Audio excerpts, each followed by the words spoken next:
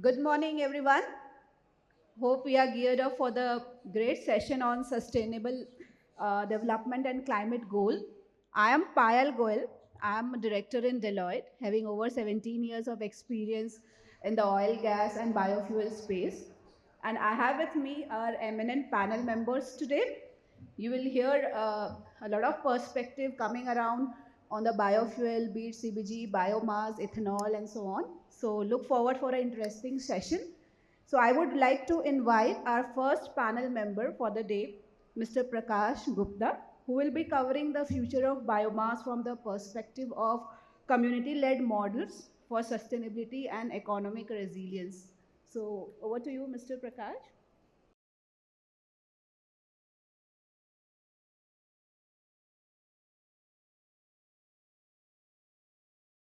Good morning to all of you. Today is very auspicious day of Magh Purnima, a unique day in Indian calendar. Today we are also celebrating the birthday of Sant Ravidas ji, who is dedicated his entire life for the upliftment of the peoples who lives at the bottom of societal pyramids. As Madam said, today we are going to deliberate a very small steps what a very important evolution in the community-led biomass supply chain, which would become a tool for catalyzing the societal changes in the vicinity of Gorakhpur area. As we look forward, these kind of innovative approach of inclusive development models. So these approaches still go a long way in not only addressing the energy needs, but also becoming a tool for empowerment of social local economies. So let us discuss how Indian Oil harness the biomass to build a more sustainable and resilient future for the communities who lived in the biomass catchment area of Gorakhpur region. As we all know that Oil has set up a state-of-art compressed biogas plant in the district of Gorakhpur of Uttar Pradesh. This plant has been designed to process as much as of 70,000 metric tons of paddy straw and as a primary feedstocks, and thereby producing about 7,000 metric tons of purified compressed biogas and a very important byproduct, that is fermented organic manure, in the quantity of around 45,000 metric tons of on annual basis. So when we started the plant construction in the area, the in the area, the biomass, there is no history of mechanized harvesting in the vicinity. There is no practice of using even the harvester, which is a primary condition of the collection of biomass. Basically, the entire area is harvesting paddy through a sickle hand operations. So there was an evident dearth of the availability of biomass aggregation equipments, the skill required to operate the equipments, this financial support, the mechanism, the awareness, and so on. So when we started the biomass collection or aggregation discussion in the vicinity, there are many challenges were there. Few of them is actually listed here, like lack of awareness of the amongst the farmers community how to handle and gainfully utilize uh, the paddy straw, which is a very important resource for generating bio green fuels, and definitely there is unavailability of aggregation equipments and the high capex which is required to purchase these equipments, it in from farmer point of view. Scattered availability of different funds are available, there are development funds available, but they are in the scattered form. Some funds available at the central levels and few funds are available at the state levels, and lack of skill sets on, and there is no historical evidence of aggregation equipments in these areas. So these are the few challenges which were encountered during we are try to develop an ecosystem for collection of biomass in the vicinity. So we thought there is a crucial step to check out a workable framework which would bring and engage all the key stakeholders.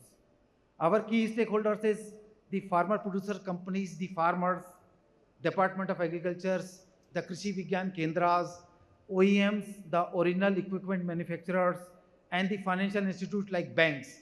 These are our key stakeholders, and we need to check out a framework to engage all these key stakeholders in our programs so as to develop an ecosystem which would bring biomass to our plant.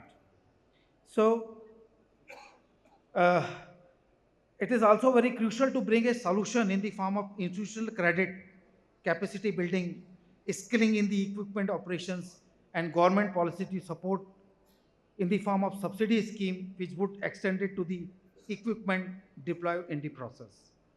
So lot of community engagement program was carried out with the help of Department of Agriculture, Krishi Vigyan Kendras, focus goods approach is there, and we also involved the OEM or the original equipment manufacturer because the skilling required would be extended by these OEMs. So, for engaging the entire stakeholders, we need to address certain biological challenges, and we have approached to the government for enabling a tailor-made solutions for our biomass catchment area.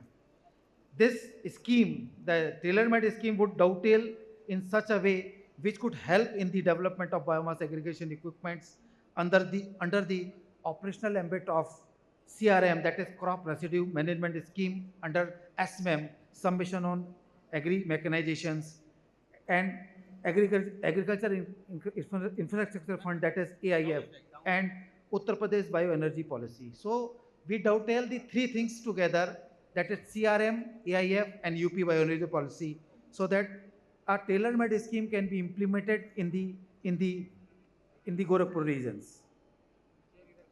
The center that the CRM offered close to 50% subsidy on the selected equipments, and over and above this, additional 30% subsidy has been extended to the farmers under the state policy.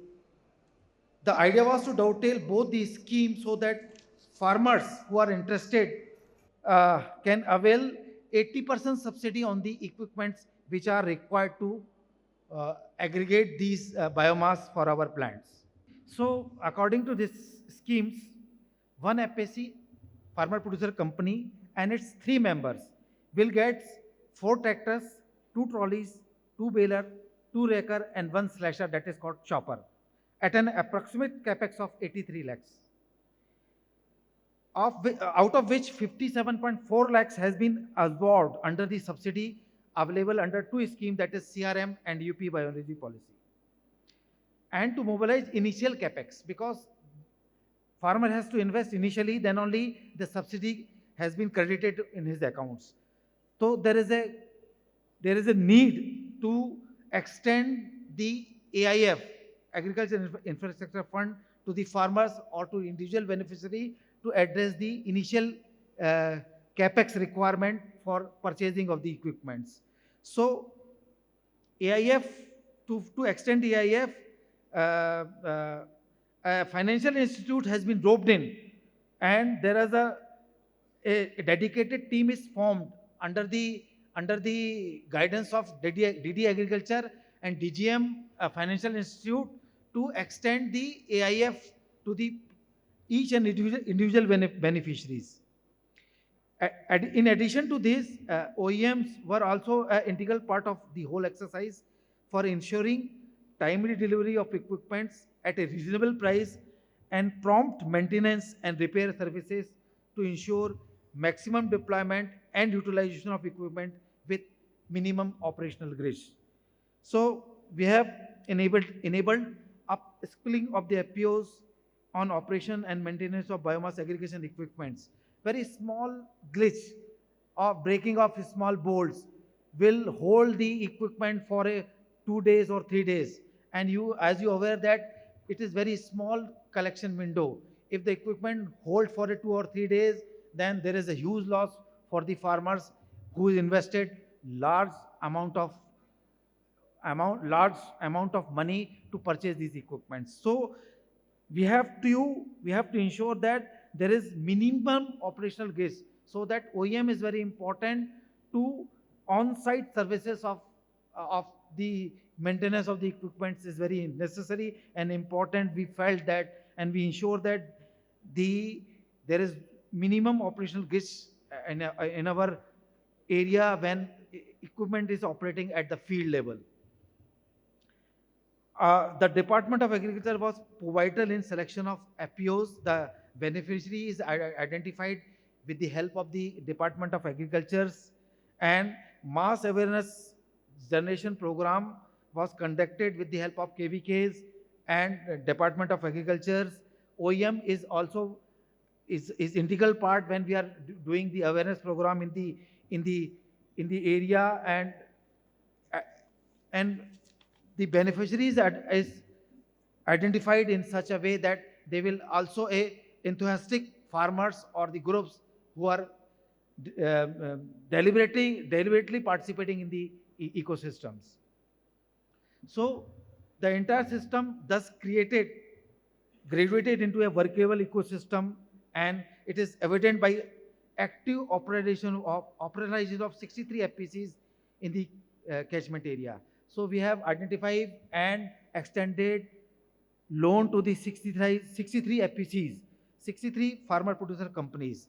So it is near about, if one farmer producer company has 100 farmer as a members, so around 6,000 farmers are directly or indirectly enrolled in these schemes. And we are very happy to share that this model has been recognized and awarded by the Honorable Chief Minister of Uttar Pradesh at Uttar Pradesh during the inauguration of Kisan Samman Divas, the birthday of Chaudhry Charan Singh, our late farmer leaders. So this entire ecosystem uh, is continuously maturing and adding additional dimension in the sphere of our business. The ecosystem is gradually extending its operational sphere and developing into an entrepreneurial platform, which is adding a new partnership in the catchment area in the form of these FPC donning the role of biomass aggregator and associate stockist and channel partner in the promotion, sales, and marketing of fermented organic manure, which is a very important byproduct coming from our CBG plants. The above system is perfect example of circular economy. The flow, the, the flow of paddy straw from soil to fermented organic manure to soils.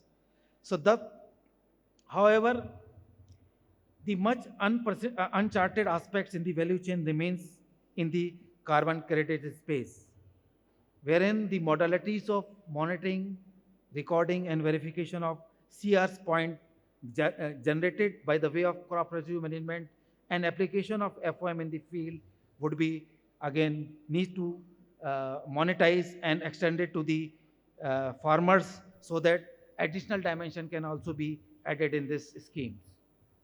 We believe that this initiative will be replicable models across other geography as well, within the site-specific tweaking and need-based course correction at the ground level, to bring about a resilient community-based model, empowering the farm communities and entrepreneurial upgradation of the benefits at the ground level, at the grassroots level. So we have also prepared a very small film. When we started, बहुत सारी मुश्किलें थी, equipment की मुश्किलें थी, awareness की मुश्किलें थी, OEM की मुश्किलें थी, इक्विपमेंट मेंटेनेंस की मुश्किलें थी, परंतु किसी ने कहा है कि ये जो मुश्किलें हैं वो दिल के इरादे आजमाती हैं, गलत फहमियों के पर्दे निगाहों से हटाती हैं, गिरकर मत हार ओ मुसाफिर, मुश्किलें इंसान को चलना सिखाती हैं। Thank you, thank you, thank you. Thank you, Mr. Prakash, for so rightly covering all the challenges and how, along with UP government, IOCL has addressed and made it happen. And you very rightly covered all the enablers which will make it happen in future as well. So many thanks for your sharing your perspective. So we'll now move on to the next speaker. So I would like to invite Mr.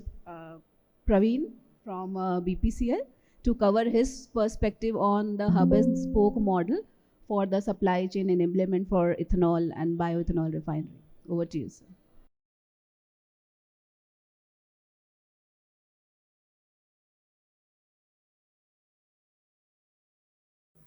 Good morning, all. Uh, Presenting a unique, innovative three-tier hub and spoke type biomass supply chain model developed by BPCL for its 2G and 1G bioethanol refinery. Before we start towards the model, we'll take some project synopsis that BPCL is developing a state-of-art biorefinery at district Bargarh, Odisha, having production capacity of 200 KL per day, that is 6 crore liter per annum. The plant is spread in 70 acres of land approximately, and project cost is 1775 crore. Uh, the idea of this plant, the objective of this plant is National Biofuel Policy 2018, that production of ethanol from agricultural waste, that is second generation. And also we have integrated the first generation plant that is also one of its kind.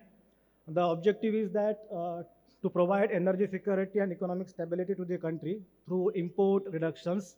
Also, biofuel, that is ethanol, is a greenhouse gas, eco-friendly gas.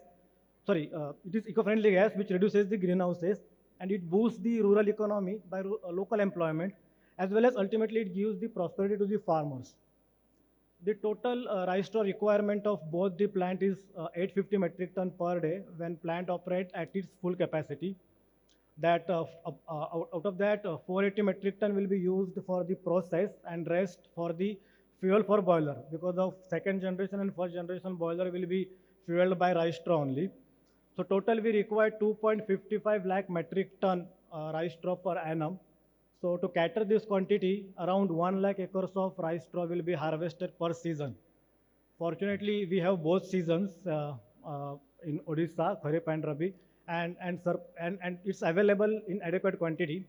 Presently, the rice straw is used for as a fodder for the livestock, and most of the farmers have started burning because of they are just finding difficulties for managing in situ straw.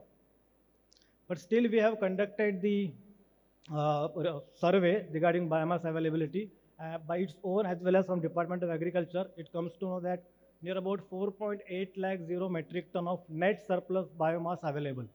That quantity is after utilization of biomass for the livestock. And this quantity is within 20-kilometer radius from our refinery.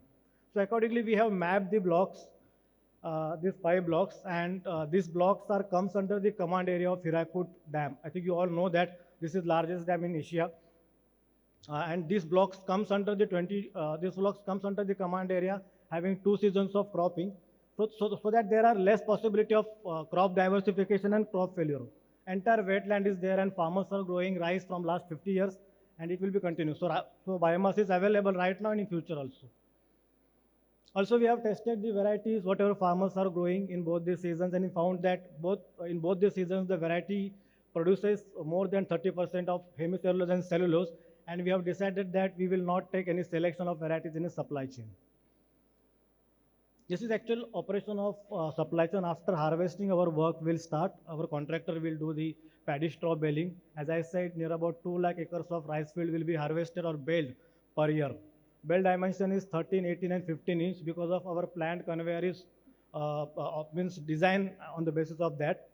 And this bale will be transported to the collection centers, as rice straw is available only twice in a year in our region, but in North India it is available in once in a year. So whatever harvest is there, that has to be collected and stored in a collection centers. So 25 centers will be developed, and from that centers the biomass will come to our plant on a call-off basis. So this is general operation. This supply chain has numerous benefits to the farmer, and it provides additional income. then its long-term economic benefits that every season farmers will get benefited. Also, the grassroots level organizations like farmers producing organizations, primary cooperative societies, farmers group, SHG, especially WSHGs will be strengthened. And the supply chain provides entrepreneurship to 1,200 rural people. And also, this will provide the employment to the people. And there is reduction in biomass burning as we are procuring it, and an indirect benefit that there is a reduction in the cost of tillage, what farmers are inputting right now. Before we start the supply chain, we have conducted pilot study with objective to standardize the SOPs because of nobody knows how the biomass will be collected, warehoused, and transported. So with that objective, we have conducted study. I'll just play one small video. What the study outcome? From study, we have standardized the SOP that slasher and raker to be used 6 inch above the ground and keep 2 to 3 days of waiting period that to reduce the moisture, to take the moistures. And baling is recommended at 23 to 25% max. So over the period of time, that moisture will be reduced as per our requirement. Also, the collection centers having target area of 8 to 10 kilometers to avoid the primary transportation cost. Also, we have accounted the losses towards decomposition, decaying, handling losses, as well as moisture shrinkage. Okay, differential staking arrangement, we have studied and found that elevated base as well as this bamboo floor staking found to be suitable as lower layer of biomass is stored. This saved. Also, we have developed the modification of trailer based on our geology that this tractor can carry 4 tons of biomass. We know that in Punjab and Haryana, but the geology is different in our region, so accordingly we have developed. Also, we have studied the moisture as well as methane emission, as methane causes the fire, so that we have recorded. And accordingly, we have developed the firefighting system. This is our in-house system. Very important that cost element, the collection of biomass accounted to 32% of share of total cost. Cost for developing and operating the biomass collection center accounted 24%. Transportation, both primary and secondary, accounted 27%. And storage on all losses, including moisture defection, is 17%. So with also this pilot study has one of the boost to the increase the capacity building in the region. With the pilot study outcome as well as our discussion with the stakeholders, BPCL has come with a 3-tier model, that is hub and spoke type. Refinery will act as a hub and entire collection centers will be act as a spoke. So the model is in 3 tiers. The level 1 is biomass supply chain entity. This is single point contact for the BPCL who manage collection, baling, and warehousing. Collection, warehousing, and transportation of biomass still reach to the BPCL plant. But he alone cannot do the work, or 4 or 5 people cannot do the entire work. He has to work in a collaboration with other stakeholders who are at level 2 and level 3. Level 2 will be are the FPOs and local level entrepreneurs who actually develop the collection centers. FPO means farmer producing organizations.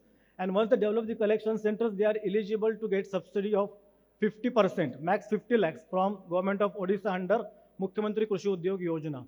So the amount of investment is saved at level 2. Similarly, at level 3, procurement and operation of biomass is that will be done by the level 3. They are farmers and women self-help groups like baler, raker, slasher, and tractor trailer will be operated by them. If they procure that, they are eligible to get subsidy from 50% to 75% based on farmers and WSHG from the Department of Agriculture. So we have awarded the tender to the 5 contractors on 5 blocks, and they have made the tie-up with a level 2 for development of collection centers and level 3 for the procurement of machines. So in that way, if one collection centers require 1.5 crore investment in terms of infrastructure and machines, that can be reduced up to 75 lakhs if it is done with the farmers, and if done with the WSG, it can be 50 lakhs. So this capex investment is reduced, and this model facilitates subsidy of near about 50 crore from the state government for this all equipment and biomass depots. So with this, we have made the capacity building that we have conducted workshop for the level 3. You can see the WSHG chairmen are present during these workshops. Also, we have conducted block level awareness camp for the local level entrepreneurs and FPOs. And this level 1, we have conducted seminars for biomass entities. We have presented this model. We have presented the outcome of pilot study, even though all these things are included in tender and tender floated. So the summary of entire study is that there was no any ecosystem in Odisha for biomass supply chain.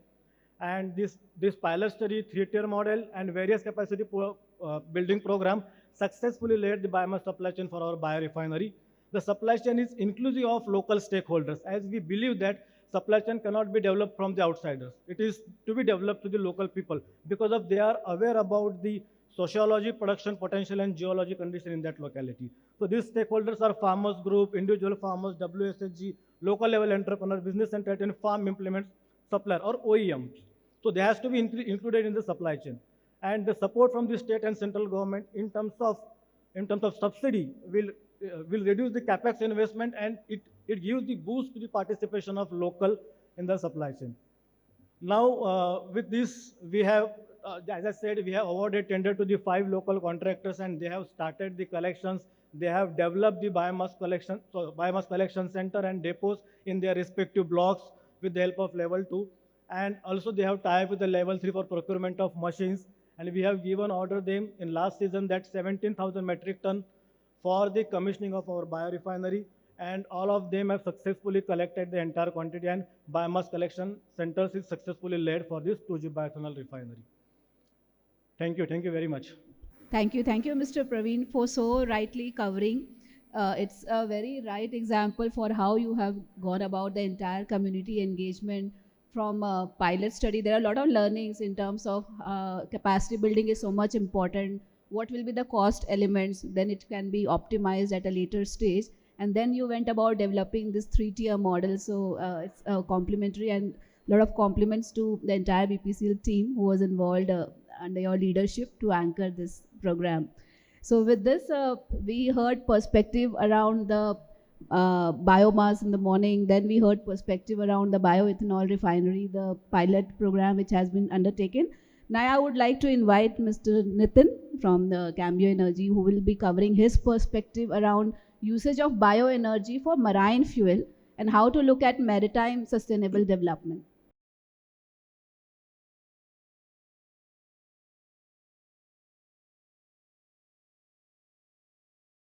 Good morning, everyone.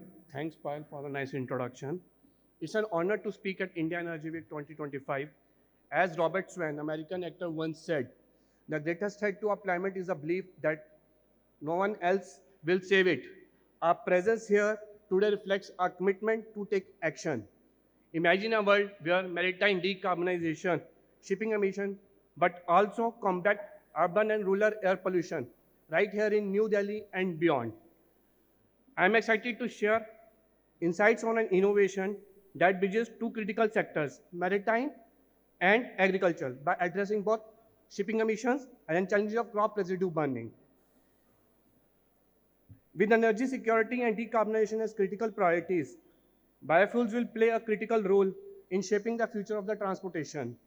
Thanks to strong policy support and abundant feedstocks, India has emerged as the world's third largest ethanol producer, from sixfold from 2016 to 2023.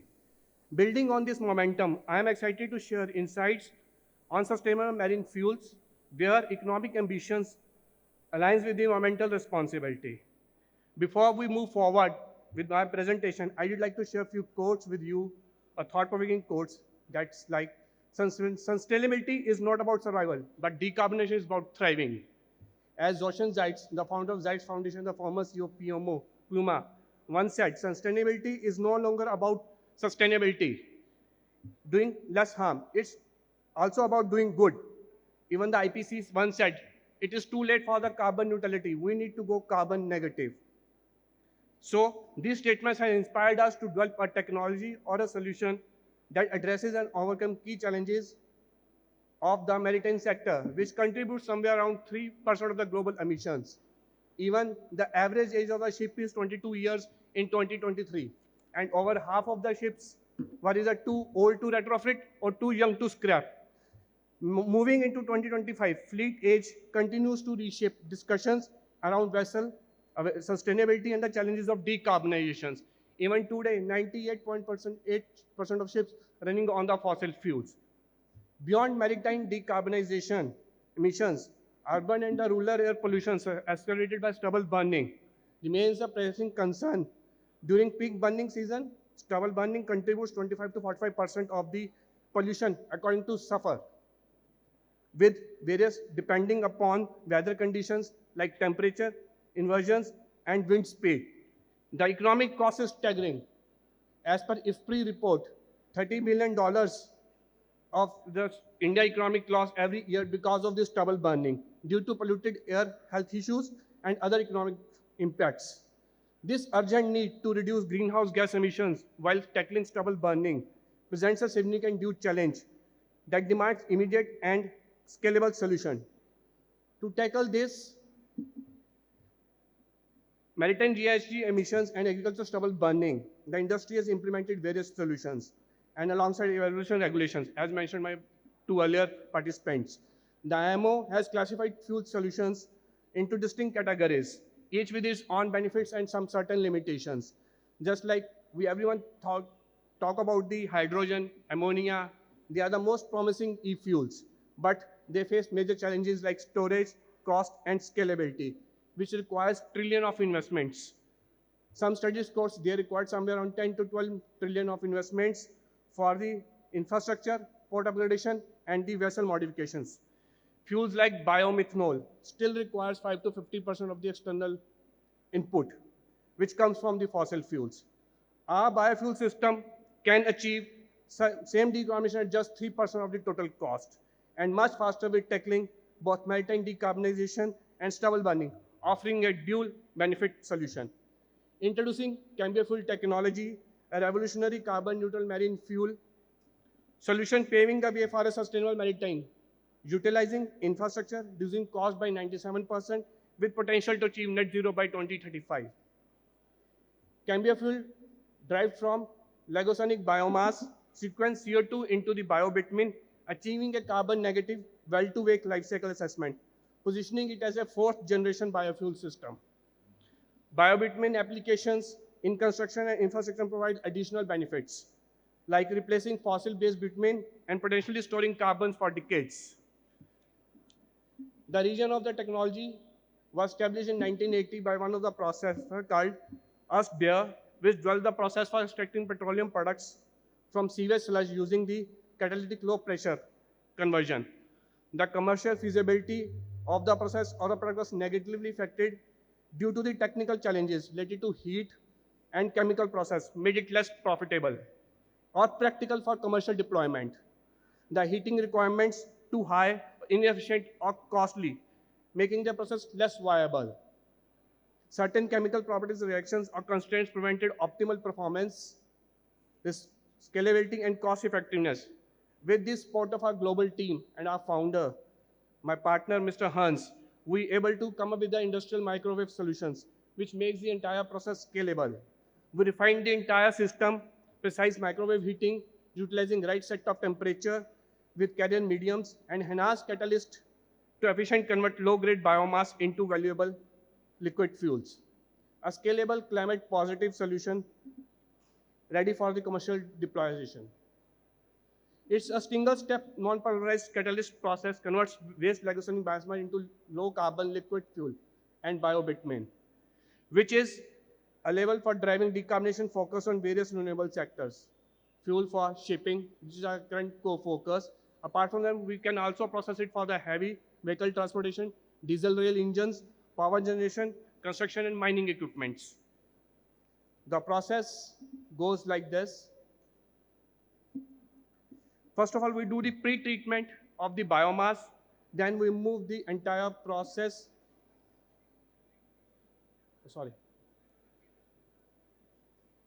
So the process moves like we do the pre-treatment of the biomass with the catalytic cracking and then move it to the breaking of the biomass into this small and then moving it to the reactor where at a temperature of 300 degrees Celsius and the lower pressure, the process cracks the hydrocarbon into diesel range molecules, which vaporize as diesel steam and are subsequently condensed into liquid fuel. And the biomethane from lignin that cannot be cracked by the catalyst. This final product we get two forms. One is a biodiesel in the form of renewable and the other is the biobitumen. The data highlights the entire process, highlights the carbon range. Of this reports, you can see the range of the cycle from C10 to C24, indicating a diverse area of chain lengths. that are suitable for various fuel applications like light distillates, heavy distillates, and mid distillates. Converging, even when we use this entire process to convert the agricultural waste or the other hardwood waste, we find 20%, the paddy straw is working at 20% of the yield we are getting it, which outperform gasification and other aerobic digestions, yield and scalability. Even the hardwood and the fuel crops, we able to get the yield somewhere around 30% plus. In we talk about the energy efficiency of using the energy input for the entire process, we able to do it at 2 megawatt per hour per ton of oil produced. Comparison to 8 to 14 times lower than in case of hydrogen or ammonia. So being this model being run on a daisy chain model, so as per the availability of the biomass into particular regions or the sectors, or we can say in the particular districts, we can set up the projects. We don't need to set up the heavy refineries or the large refineries. If the 1 lakh ton is biomass available in a particular region, we can set up the project as per that 1 lakh capacity of the biomass. And also we are not competing with the food source like it is happening currently within the case of the ethanol. So chemiofuels stand out to be more conventional biofuel by delivering highly scalable, better economics, and a carbon negative life cycle. This ensures universal applicability in the maritime industry, meeting decarbonization targets while creating economic value. Just like in case of conventional biofuels, where the limitability of the oil is very less, whereas we are converting the huge availability of biomass. Even it conflicts with the food production in case of the conventional biomass, where the fire prices fluctuates due to the increase in the decrease of the demand of the used cooking oil. Whereas we are solving the pain point of the farmers. Due to the non-traceability of the used cooking oil, even this, some cases have already been highlighted by here that most of the frauds have been detected because of the HBO. Whereas our fuel, which is coming from the agrisonic biomass, meets the ISO 8217 standards and met with less equal to or greater than 0.1% of the sulfur content as agreed by the IMO. Using of the HPO, where we go to plantation of more oil plantations for deforestation, biodiversity loss, and higher carbon emissions, which makes it drives land use change and higher carbon footprints. Whereas chemiofuels coming from the electronic biomass provides a carbon low alternative for aviation and aligning with net zero goals. There are few regulations which has been already been developed by the IMO and even the European Union, just like the green balance mechanism, which is earlier proposed by the World Shipping Council to impose a fees on the fossil fuels so that the cost of the biofuels or the renewable fuels can be compensated with this. And even the fuel maritime, where they say if you are using the renewable fuel for one ship, you can claim the credit for the other non-operational fuels where you are using the fossil fuels. So with this, chemiofuels line very strategically with these two policies, being a single carbon negative vessel using chemiofuel can offset emissions from multiple non-compliant vessels. Non-retrofit required. There is no modification in the engines of the any ship is required. It's being a drop-in fuel, compatibility ensures cost-effective adoption. Chemiofuel provides a low-risk, high-reward path to long-term compliance to meet these regulations. The immediate impacts of using the chemiofuel is like avoid EU ETS and fuel EU maritime carbon costs, boost the carbon intensity indicator ratings from C, D to A to B. No retrofitting or operational challenges needed. In the terms of long-term perspective, we see the chemiofuel fuel. It's being the first mover advantage in carbon neutral shipping, increased resale value of the vessels due to higher CII rating, locks in regulatory compliances. So with the closing remarks, I would like to say again, chemiofuel solves two presenting challenges, maritime decarbonization and stubble burning. It aligns with IMO's 2050 targets, providing a practical pathway for sustainability. Let's lead the way towards a carbon negative future, accelerating marine decarbonization and building a cleaner, more resilient world together. Finally, I close my presentation with one of the quotes of Mahatma Gandhi. The future depends on what we do in the present. Thank you. Thank you, Mr. Nitin. I would like to compliment and congratulate you and the entire team of Cambio Fuels for coming out with this interesting idea. And I'm sure I was looking at, and I have seen your presentation, that how you have covered the issues around community, the farmers' benefit, how you have looked at the cost elements as well, and also address some of the regulatory challenges so that you can provide a sustainable fuel for maritime, which will be a very important initiative for the country going forward. So thanks for the interesting insight. Now we would move to the next speaker who would cover interesting perspective around the estimation of greenhouse gas inventory for the operational CBG plant. So over to Shweta from HPCL to cover her perspective.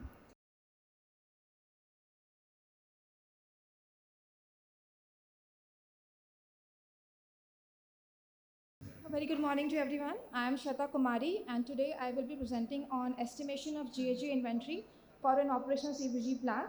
And this study is part of our work in Hindustan Petroleum Corporation Limited, and it focuses on how we assess and manage the greenhouse gas emissions from a CBG plant that is operational.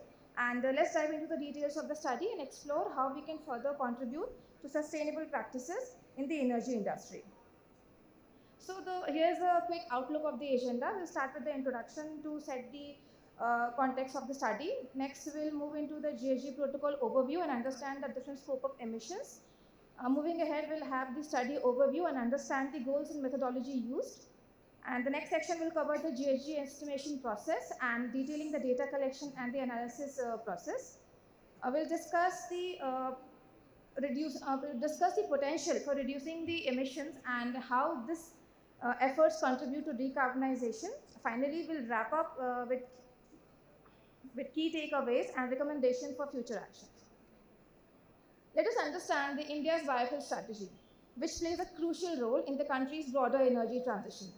India's GDP is estimated to grow at a rate of 7% and making it as a growing economy and with huge energy demand. India's energy demand is expected to double by 2040 as per the IEA study. As part of its commitment to sustainable development, India has aligned its strategy with the key goals. That is, first is the increased energy efficiency, meaning optimizing energy use in across all the sectors. Second is shift towards the renewable energy resources. And third is the circular economy approach, meaning reuse, recycle, and reduce the waste in our energy systems. Let us understand what is HPCL's contribution to India's biofuel strategy. HPCL is a major player in the energy sector in India, and we have been at the forefront in setting up biofuel plants across the country. And one of the flagship projects for HPCL is the state-of-the-art CBG plant at Badai, Uttar Pradesh. The feedstock of the project is rice straw at 100 tons per day capacity. And the benefits, as we all know, the benefits of CBG is a carbon neutral fuel. It's a renewable source of energy, and it helps in waste management. And further, it creates jobs in the rural areas, thus improving the livelihood of the local communities. So what is GHG protocol? GHG protocol is nothing but it helps an organization to understand and manage their emissions by categorizing them into various scopes, and then which help us in measuring the environmental impact of these emissions and identifies areas where emission reductions and cost savings can be incurred. So basically there are three scopes. The first scope refers to the direct greenhouse gas emissions from owned and controlled sources by an organization. The major scope one sources are the, what do you call it, the stationary emissions from the DG sets and generators owned by the corporation.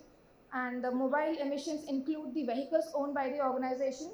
And thirdly, the fugitive emissions from the fire extinguishers and refrigerants. Scope 2 means the emissions which are directly due to the purchase of electricity, power, steam, cooling requirement of an organization.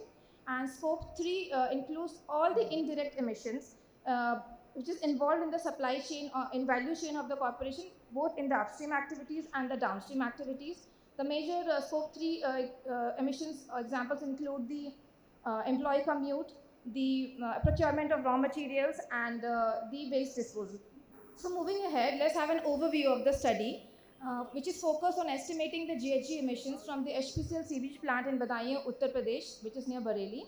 And the study is aimed to categorize the emissions into scope 1, scope 2, and scope 3, and then assess the overall carbon footprint of the plant.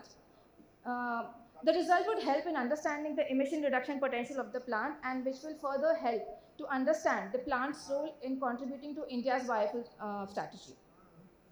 So why is this important? The accurate measurement of emissions is essential to determine the effectiveness of the plant in reducing the greenhouse gas emissions. The study will provide key insights as to how CBG production, especially from the agricultural waste and residues, can lead to carbon neutral fuel. Ultimately, the findings will guide future decisions about plants' role in promoting sustainability. So let's walk through the methodology that was used during the study. The first was identification of the emission sources. All the emissions were categorized under scope 1, scope 2, and scope 3. And this helped us in understanding where the emissions are coming from and how they contribute to the carbon footprint of the plant.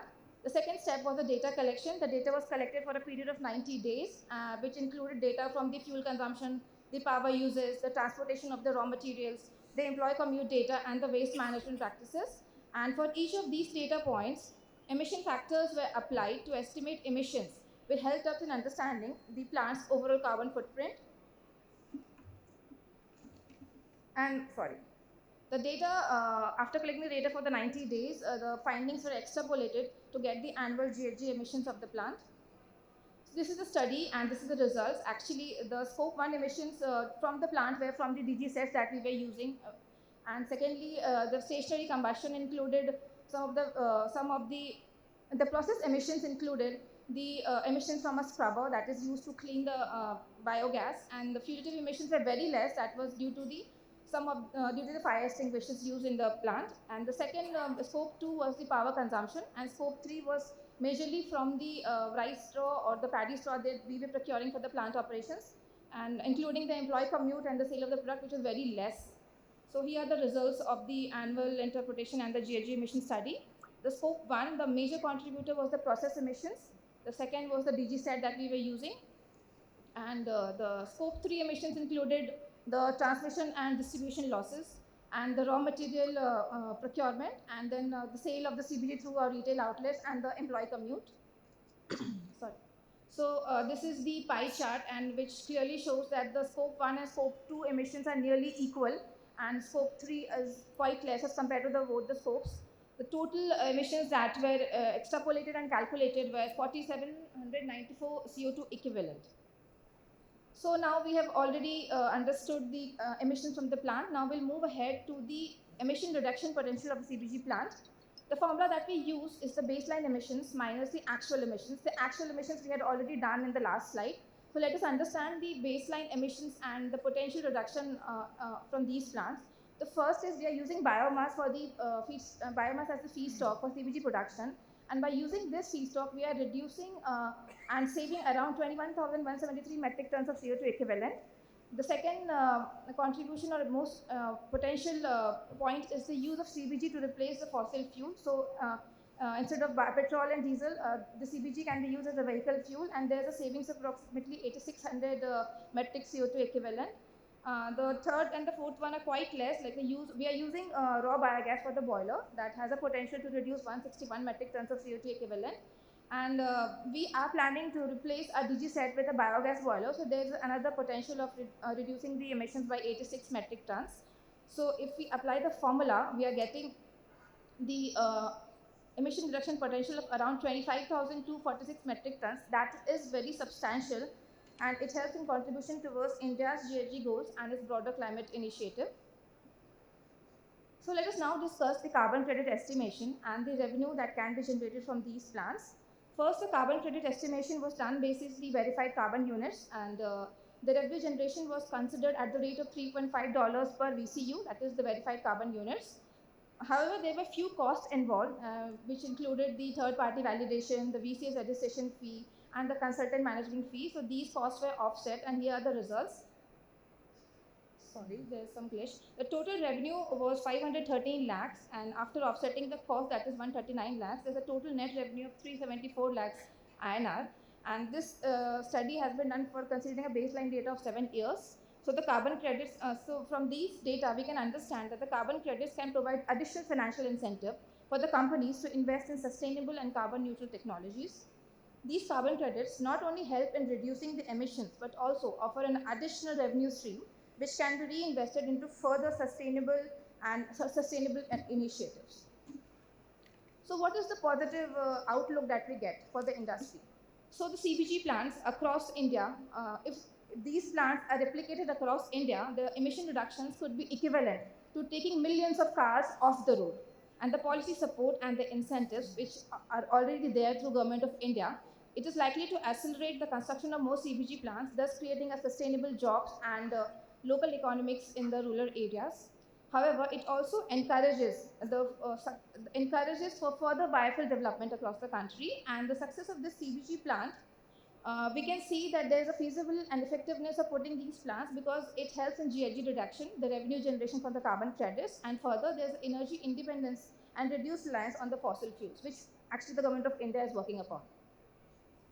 So some of the few recommendations that I would like to add after the case study is first is leveraging the green power for plant operations. So we need to actually integrate the green power like solar and wind with these plants so that these plants are made self-sufficient and energy self-sufficient. The second recommendation is optimizing feedstock sourcing and logistics because the transportation of feedstock is adding to the GHG emissions, and we need to optimize the feedstock sourcing and source it from nearby farmers so that the local communities are also benefited. And the third is the active participation in the carbon credit market participation. And also it involves the TPI verification of emissions so that we maintain the credibility of the plant emission data that has come after the study. So towards the end, I would like to add that together, we have the opportunity to accelerate the country's transition to a low carbon economy and build a sustainable future for the new generations to come. So the road to a greener, more sustainable future starts from us. Thank you so much.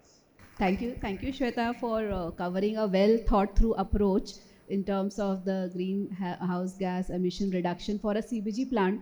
With the increased importance of CBG in the country, I'm sure this insights would be very helpful for the entire stakeholders. Thanks, Shweta. So with this, we'll now move to Mr. Sanjeev from RIL, who will be covering his perspective around alternate fuels for a greener future. Over to Mr. Sanjeev.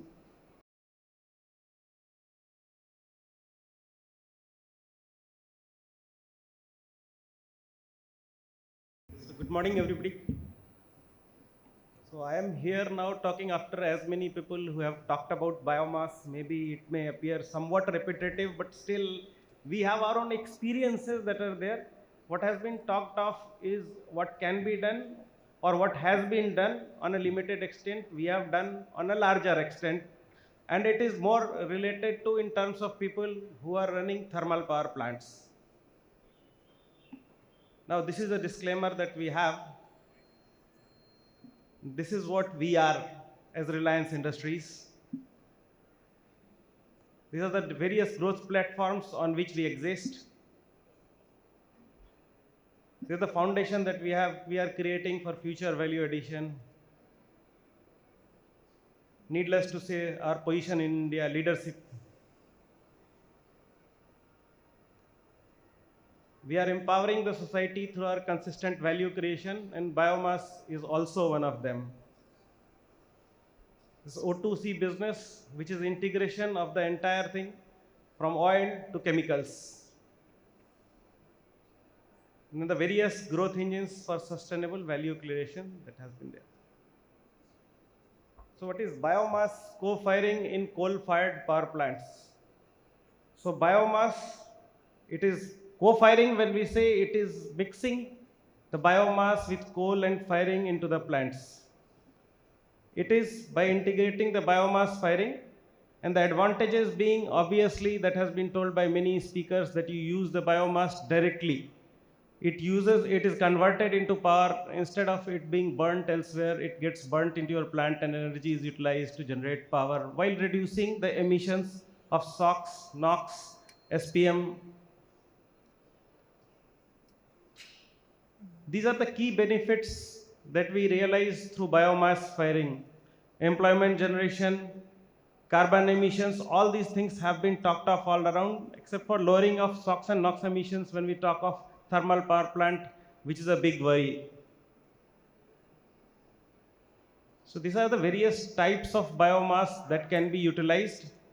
What is largely permitted is use of rice husk, bagasse, feedstock cannery grass, straw, that is what we are allowed to use. We cannot use wood chips or sawdust in power plants. Importance of biomass in energy transition.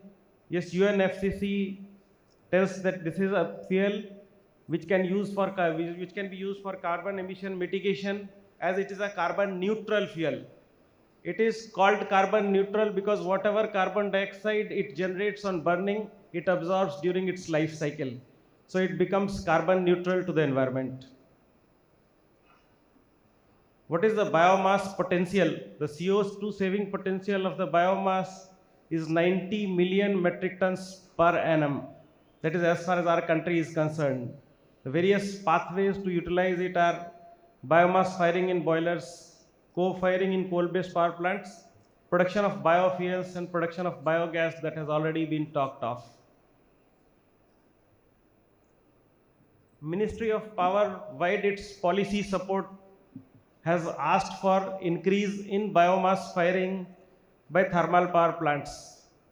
NTPC and many other organizations started it, but they had to give up in terms of cost because the cost was not equal. Now government allows passing on the cost to the power cost so that the organizations get benefited out of it. You also got something called RPO benefit out of it, that is renewable power. It is also considered as renewable power now. So whatever non-solar RPO compliance is there, you can get through it. These are the RPO benefits other than biomass that is allowed by the government. See, normally when we say biomass utilization in boilers, everybody looks for torrefied biomass because that is the best form of biomass that can be used anywhere in a power plant. Torrefication gives you the torrefied biomass that you will be using will be like a cleaner, more of a coal type fuel that can be used in your plants. The only disadvantage being this being a very costly fuel, and as on date we do not have as many torrefication facilities in Good the morning, country. ladies and gentlemen. We welcome you to third edition of IEW 2025. The show timings for today are from 10 a.m. to 6 p.m. Please take care of your belongings. Thank you. These are the various differences that are there in terms of torrefied and non-torrefied biomass. One of the biggest differences being in terms of availability. Torrefied biomass is not largely available in larger quantities, whereas biomass in non-torrefied form is available all around. Okay. Also, that per unit weight of the torrefied biomass, you get a higher GCV, where it has got a lower GCV in terms of non-torrefied biomass. Plus, this has got risk in terms of safety, in terms of storage. You cannot store non-torrefied biomass for a longer time. One of the panel speakers told you in terms of whatever fire protection measures they have put in their organization while they store biomass. That is required in case of non-torrefied biomass because a lot of methane lies there. The volatile content of biomass happens to be around 70%, which is too high. So this is the typical way in which biomass is blended. The biomass blending, one of the possibilities is do it outside by 2 feeders, or you blend it, store it, and then fire it. What we do happens to be blending and then firing it. One can also do the other way around, whereby one does not blend it, but blend it subsequently on the belts downstream of the crusher. See, this is the experience that we have had in terms of biomass. See, CFBC boiler definitely has an edge over utilization of fuels. It can utilize a variety of fuels. Due to flexibility, we can select any fuel that can be used. Our own experiences say that you can go right up to 45% on weight basis, and if we take it, convert it to energy basis, will work out to around 36-37% on energy basis that you can utilize it. Trial has been performed at our end, and we have found that yes, this is something that can be done. System modifications for biogassing may further help to improve it. Yes, there will be limitations which I will talk of subsequently. Trial has been taken up to boiler load. We have got boiler of 500 ton capacity where we have tried up to 430 ton. So we are on imported coal, so our trials are to imported coal, but we can very well say that it will go very well with Indian coal or whatever coal we use. There's no results that were seen was like we did not see any operational deviations over last 3 years of operation. This almost by this day we have completed 4 years of operation on biomass. We started during the COVID period, February 21. So today by 4 years we have had enough experience on doing it, and on consistent basis we have used 15 to 20% biomass, which in itself challenges being that sourcing itself is a big challenge when you require that quantity of biomass. Biomass, when utilized, easier said than done. It has got its own nuances, one of them being higher dust generation that takes place in your area. The thermal power plant having fuel screening facility can feed the biomass downstream of the screens. Metallurgy modifications may not be necessitated up to a certain extent of firing. Beyond that, yes, there will be metallurgy modifications that may be required. The biggest problematic content of biomass happens to be free chlorine. So free chlorine content as permitted by most of the boiler manufacturers remains limited to around 0.1 or 0.15. If we go world over, we'll hardly find somebody supplying a boiler that can absorb a free chlorine content of around 0.3. 0.2, sorry, it is 0.2, it's not 0.3, 0.2. 0.2 is the max that is allowed by any manufacturer because of the metallurgical limitations. So there, this is what will limit your selection of biomass or perhaps blending of biomass that may be required to achieve this level of free chlorine. The other problem being alkali metals, that is sodium and potassium in your biomass, that can lead to agglomeration. When we say fluidized bed boiler, it will be agglomeration. It can lead to fouling. It can lead to corrosion. These are a few images of hard scaling that we have obtained from internet. Yes, this helped us get into or improve our operations. So we never landed up with such deposits or anything of this sort. While we have started with around 5%, and on sustained basis, as I informed you, we remain at around 15 to 20% on consistent basis that we have been firing this. So when we say 15 to 20%, we are saying by energy, if we say energy, it is around 11 to 13% of biomass. That is what we are utilizing on continuous basis. So whatever energy we produce, 13% of it is completely green.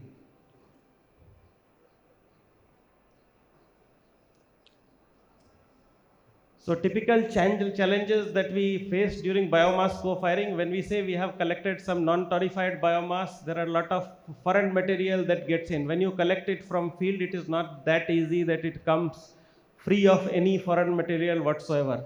So it will have a lot of lot of foreign material, one of them being ropes that is tied to it. And there will be many other things. You can get stones there. You can get mud there that gets collected from the farms.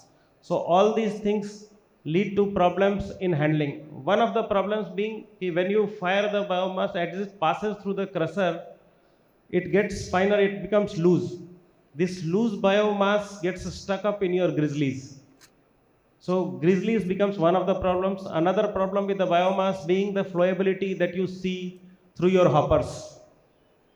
What are the different challenges that is faced during firing? The biggest challenge being storage challenge. You have to essentially store not more than 15 days.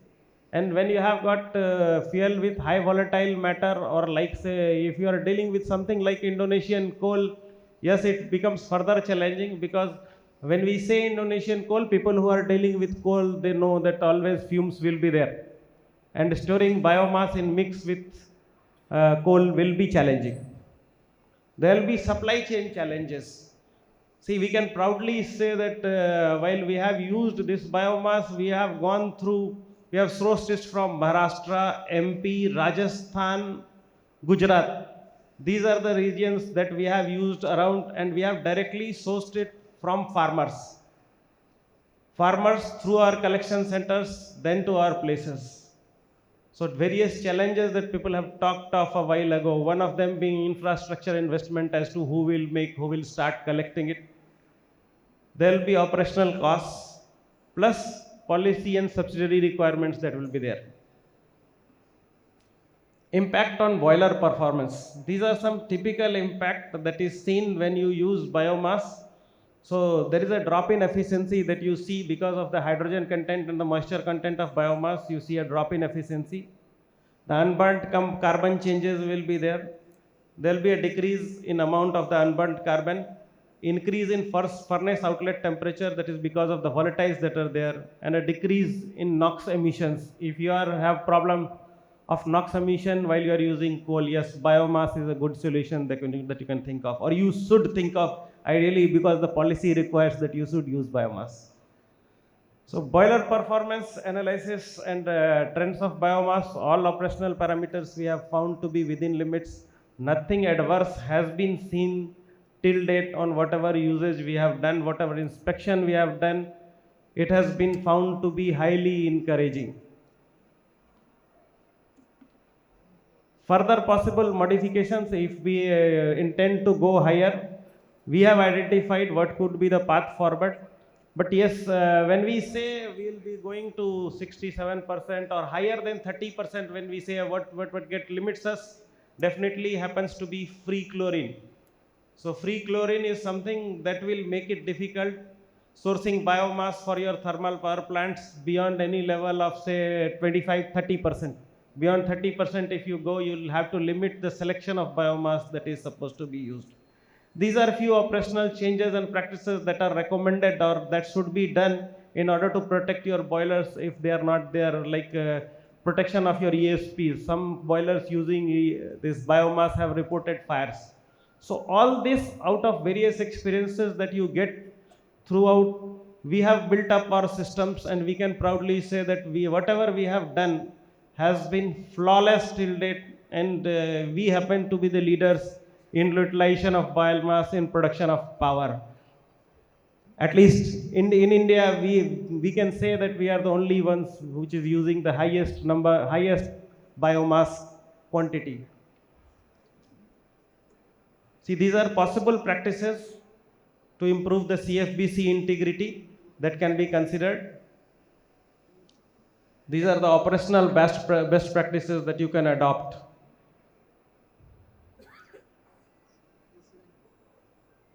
This is the forward path. This is what we target. We target to reach 1 million metric ton of biomass consumption at the earliest. Sourcing 2.8 million metric ton per annum of densified biomass for 45% co-firing to achieve the capacity with minimal changes in our system, following best safety practices and operational practices. And also, when we say all this, we also want to reduce our carbon footprint on sourcing of biomass by using EVs and hydrogen, CNG, and other powertrains to supply the biomass. So that's all we have on this journey of biomass. I would only quote, only cover whatever Mukesh Bhai Ambani, our chairman, had said, that we want to be one of the green plants, one of the biggest green plants of the country. And yes, our work towards his vision continues, and we hope that yes, we will realize his vision with minimal investment and giving the best of output. Thank you. Thanks for the patient listening. Thank you very much. Thank you, Mr. Sanjeev, for covering in detail your perspective around the challenges faced in terms of the biomass co-firing and showing us the path ahead. So with this, we will conclude the presentation from all the eminent panel members. I would like to thank each one of them. So I would like to thank Shweta for covering the very right methodology in terms of the greenhouse emission reduction from our operational CBG plant. Thanks, Mr. Nitin, for bringing to perspective around how we can look at biomass in terms of a maritime fuel, which will be very interesting for the country to look at. Thanks, Mr. Praveen, for covering your perspective around building a very interesting hub and spoke model in terms of bioethanol refinery. And thank you, Mr. Prakash, for covering your perspective around the entire issues we face in North India around Parali and how you all have addressed this in terms of taking it forward with UP government. So with this, we'll conclude the session. The Q&A, we don't have time, so you can discuss with the panel members later on during the break. So I would like to thank all the audience for the patient listening. Thank you very much.